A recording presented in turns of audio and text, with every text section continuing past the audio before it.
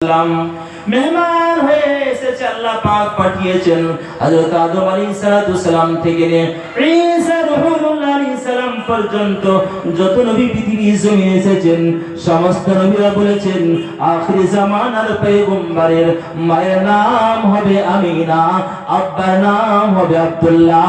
আব্দুল্লাহ জীবিত থাকবে না। ও আমিনা, তোমার গর্ভে যে সন্তান আছে গো, আব্দুল্লাহর পুত্র এতিম সন্তান হয়ে আসবে পৃথিবীর জমিনে। ইনি হলেন আখির জামানার পয়গম্বর হযরত মুহাম্মদুর রাসূলুল্লাহ সাল্লাল্লাহু আলাইহি সাল্লাম। বলুন সুবহানাল্লাহ। মা আমিনা রাদিয়াল্লাহু তাআলা আনহা বলেন, তাহলে আমার গলা থেকে পুঁথিটা কাটলো কেন? আপনার হাতে চাকু নেই, ছুরি নেই, শাহাদাতের আঙ্গুলে ইশারা করলেন, পুঁথিটা কেটে গেল। ডাক দিয়ে বলেন, আমিনা, তোমার গলায় যে পুঁথি তৈরি করেছো বান্ধবীদের কথা শুনে, ও আমিনা, তোমার সন্তানের দায়িত্ব আমার আল্লাহ পাক নিয়ে নিয়েছে। তোমার সন্তান যেদিন খেলতে চাইবে আমার আল্লাহ ওয়াদা দিয়েছেন তোমার সন্তানের জন্য আসমানের চন্দ্রকে খেলনা বানাইয়া দিবে। বলুন সুবহানাল্লাহ। ও আমিনা, তোমার সন্তান যেদিন ভ্রমণ করতে চাইবে, ট্যুর করতে চাইবে, পৃথিবীর জমিনে মানুষ ট্রেনে ট্যুর করে, পৃথিবীর জমিনে মানুষ বাসে ট্যুর করে, পৃথিবীর জমিনে বিভিন্ন জায়গায় পাসপোর্ট করে যায়। ও আমিনা, তোমার সন্তান যেদিন ভ্রমণ করবে আমার আল্লাহ পাক আল্লাহ তাআলা ওয়াদা দিয়েছেন প্রথম আসমান থেকে নিয়ে 70 আসমান পর্যন্ত ফেরাইয়া দিবে, জান্নাত জাহান্নাম দেখায় দেবে। ও আমিনা, তোমার সন্তানের দায়িত্ব আমার আল্লাহ পাক নিজেই নিয়ে নিয়েছেন। সন্তানের চিন্তা তোমাকে করতে হবে না।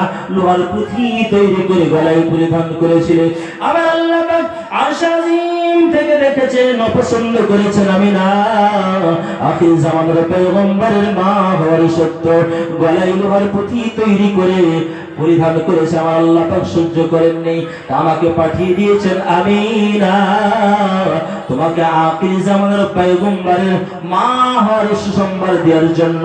আল্লাহ পাক আল্লাহ তাআলা আমাকে পাঠিয়েছেন। আমি হলাম হযরত ইব্রাহিম খলিলুল্লাহ আলাইহিস সালাম। বলুন সুবহানাল্লাহ।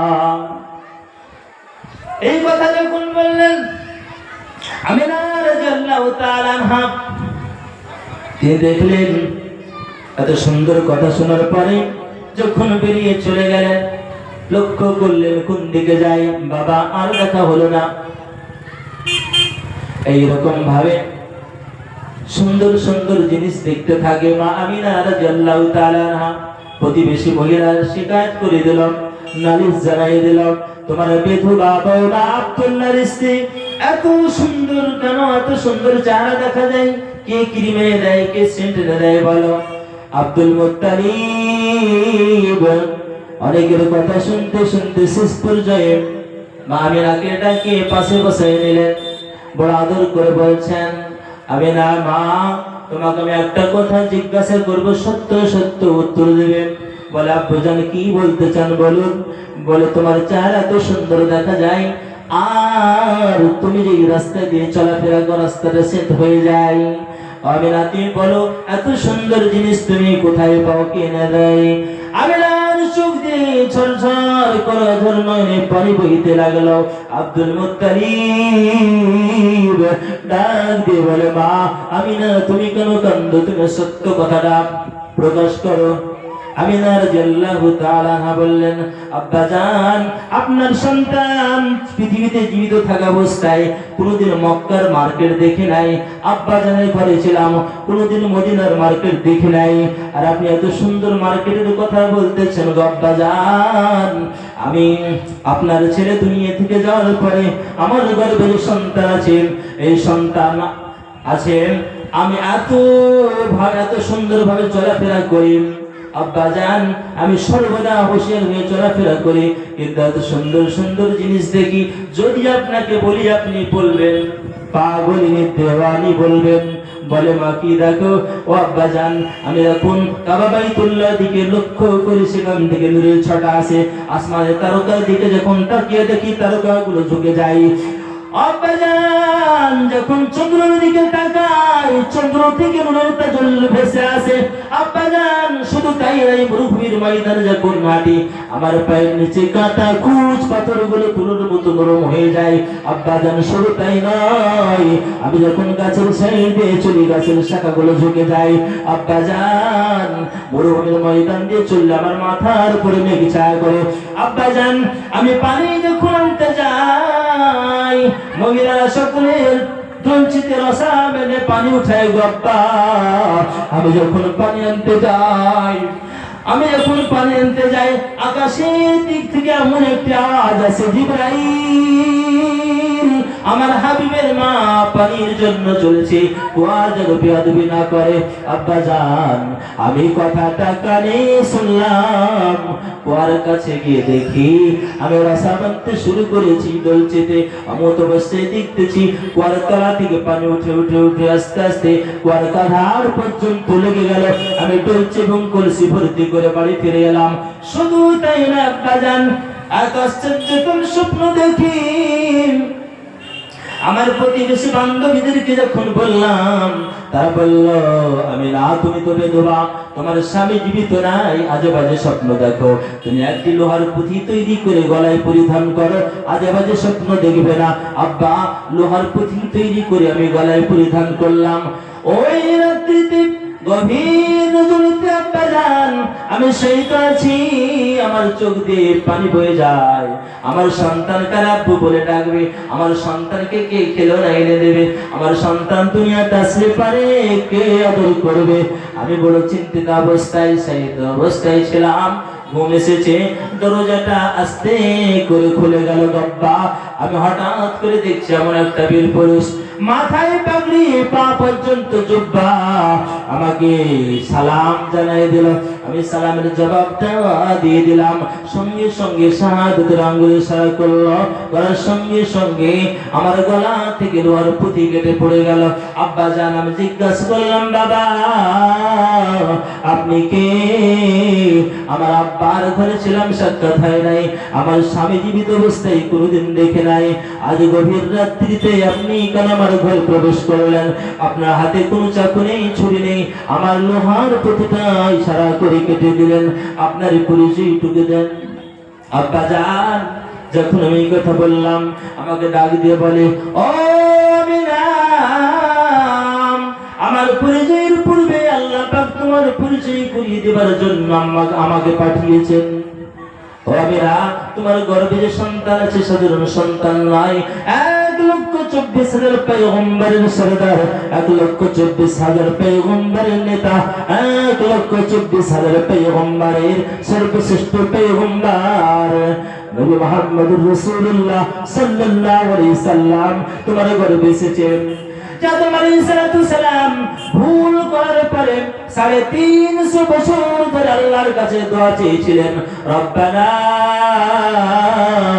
যালামনা আনফুসানা ওয়া ইল্লাম তাগফির লানা ওয়া তারহামনা লানাকুনান্না মিনাল খাসিরিন।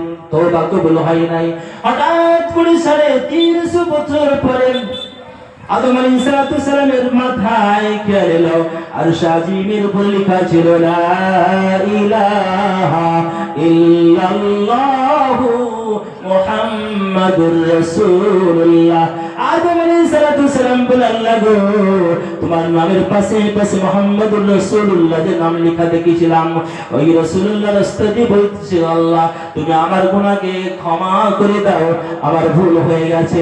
আদম আলাইহিস সালাম 350 বছর পরে যখন বিশ্বনবীর নাম নিয়ে আল্লাহ পাকের কাছে দোয়া চেয়েছিলেন, আল্লাহ পাক সঙ্গে সঙ্গে উত্তর দিয়েছিলেন, ফাতাবা আলাইহি ইন্নাহু হুয়াত তাওয়াবুর রহিম। আল্লাহ পাক আদম আলাইহিস সালামের তওবা কবুল করেছেন। আব্বাজান ওই ব্যক্তি আমাকে আখির জামানের পয়গম্বরের মা বলে ঘোষণা দিলেন। আমি জিজ্ঞাসা করলাম, বাবা আপনার নামটি কি? আপনার একবার পরিচয়টুকু দেন। আব্বাজান আমাকে ওই ব্যক্তি বলল, ও মা আমি হলাম ইসমাইল জবিহুল্লাহ আব্বাজান ইব্রাহিম খলিলুল্লাহ আলাইহিস সালাম। বলুন সুবহানাল্লাহ। এই কথা বলে আমার ঘর থেকে বিদায় হয়ে চলে গেল। আব্দুল মুত্তালিব চুপ হয়ে গেলেন, আর কোনো কথা উত্তর দিলেন না।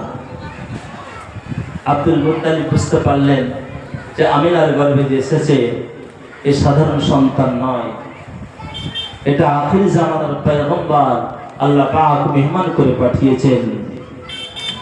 বাবা জীবন ভাইরা, দিনের পর দিন চলে যায়, সপ্তাহের পর সপ্তাহ চলে যায়, মাসের পর মাস চলে যায়। যেতে যেতে যখন রবিউল আউয়ালের চাঁদ উঠল, 12 তারিখ দিন সোমবার যেদিন হবে, সেই দিন আল্লাহ পাক আরশ আজিম থেকে ডাক দিয়ে বললেন, জিবরাইল। লাব্বাইক। ও জিবরাইল, আজকে তুমি পৃথিবীর জমিনে চলে যাও। বলে আল্লাহ কেন? বলে ও জিবরাইল, যাও যাও যাও, আজ 12 রবিউল আউয়াল, আজ দিন সোমবার, তুমি চলে যাও। আবার আখির জামানার পয়গম্বর দুনিয়ার বুকে আসবে, তুমি চলে যাও, আমি আল্লাহ পাক পাঠিয়ে দিচ্ছি, তুমি চলে যাও। জিবরাইল চলতে শুরু করলেন। আমার আল্লাহ ডাক দিয়ে বলেন, জিবরাইল একাই যাইও না। বলে আল্লাহ কারে নেব? বলে আদমের স্ত্রী হাওয়াকে সঙ্গে নেবেন। হাওয়া আলাইহিস সালাতু সালামকে সঙ্গে নেবে। জিবরাইল চলতে শুরু করলেন। আমার আল্লাহ বলেন, জিবরাইল শুধু হাওয়াকে নেবে না, তুমি আরো সামনে যাবে। যাওয়ার পরে জিবরাইল ইসমাইলের মা হাজেরাকে তুমি সঙ্গে নিয়ে নেবে। জিবরাইল চলতে শুরু করলেন। আল্লাহ পাক ডাক দিয়ে বলেন, জিবরাইল শুধু হাওয়ার হাজেরা নাই, তুমি সামনে যাও, গিয়ে দেখবে আমি আল্লাহ পাক বলতেছি, তুমি ফেরাউনের স্ত্রী, মালাউন ফেরাউনের স্ত্রী আসিয়াকে সঙ্গে নিয়ে নেবে। জিবরাইল আলাইহিস সালাতু সালাম চলতে শুরু করলেন। আল্লাহ বলে, জিবরাইল আর একজন মহিলাকে সঙ্গে নেবে। বলে আল্লাহ কারে নেব? বলে জিবরাইল ঈসা পয়গম্বরের মা মারইয়ামকে তোমার সঙ্গে নিয়ে নেবে। বলুন সুবহানাল্লাহ। চলতে শুরু করলেন। জিবরাইল আলাইহিস সালাতু সালাম ওই 4 জন মহিলাকে নিয়ে বিশ্ব নবীজির দরবারে উপস্থিত হয়ে গেলেন। টিপ টিপ টিপ টিপ করে আপনার বাতি জ্বলতেছিল। বিশ্ব নবী আমার দুনিয়াতে আসবে দরজায় পৌঁছে গেলেন। 4 জন মহিলা এক এক করে প্রবেশ করলো। মা হাওয়াকে জিজ্ঞাসা করে, মা আপনি কে? কোনদিন দেখি নাই। বলে, ও আমিনা, তুমি আমায় চেনো না, আমি হলাম আদম আলাইহিস সালামের বিবি হাওয়া। বলুন সুবহানাল্লাহ। আবার একজন মহিলা যখন প্রবেশ করলো, জিজ্ঞাসা করলেন, মা আপনি কে? বলুন। বলে, আমিনা, তুমি আমায় চেনো না, আমি হলাম ইব্রাহিম আলাইহিস সালাতু সালামের স্ত্রী হাজেরা। মা আমিনা দেখছেন আরেকজন মহিলা প্রবেশ করছে। বলে, মা আপনি কে? বলে, ও আমিনা, তুমি আমায় চেনো না, আমি হলাম মালাউন ফেরাউনের স্ত্রী আসিয়া। বলুন সুবহানাল্লাহ। আরেকজন মহিলা প্রবেশ করছে। জিজ্ঞাসা করলেন, আপনি কে? বলে, আমিনা, তুমি আমায় চেনো না, আমি হলাম ঈসা পয়গম্বরের মা মারইয়াম। বলুন সুবহানাল্লাহ। 4 জন মহিলা যখন প্রবেশ করলেন, বিশ্বনবী আমার ভূমিষ্ঠ হলেন। মা আমিনা দেখবেন 4 জন মহিলা এত সুন্দর। প্রবেশের পরে বিশ্বনবী পৃথিবীর জমিনে এলেন। মা আমিনা ভালো মনে মনে ভাবছেন, বিশ্বনবী আসার পরে ঘরটা এত নূরে নূরান্বিত হয়ে গেল, আর কোনো বাতির প্রয়োজন হলো না।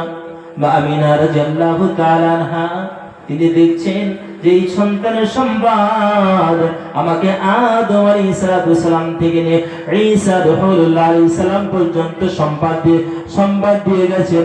আখির জামানার পয়গম্বরের মায়ের নাম হবে আমিনা, আব্বার নাম হবে আব্দুল্লাহ। তাহলে আমার সন্তান কিরকম দেখি, চারজন মহিলা এসেছে, সন্তানকে দেখছেন বিশ্বনবী আমার পৃথিবীর জমিনে আসার সঙ্গে সঙ্গে সিজদার অবস্থায় পড়েছিলেন। বলুন সুবহানাল্লাহ। আসমানের ওই ফেরেশতা বলেন, ও আমিনা পাক বিবি, তোমার সেকেলে জন্ম নিলেন শেষ জামানার নূর নবী।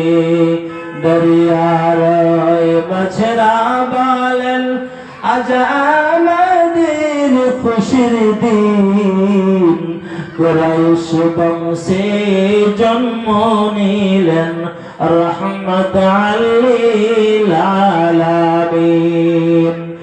আরবের আরববাসীরা সবাই বলেন, আজ আমাদের খুশির দিন, কুরাইশ বংশে জন্ম নিলেন রহমত লিল আলামিন। আল্লাহুম্মা সাল্লি আলা সাইয়্যিদিনা মাওলানা মুহাম্মদ ওয়া আলা আলি সাইয়্যিদিনা মাওলানা মুহাম্মদ সাল্লাল্লাহু আলা।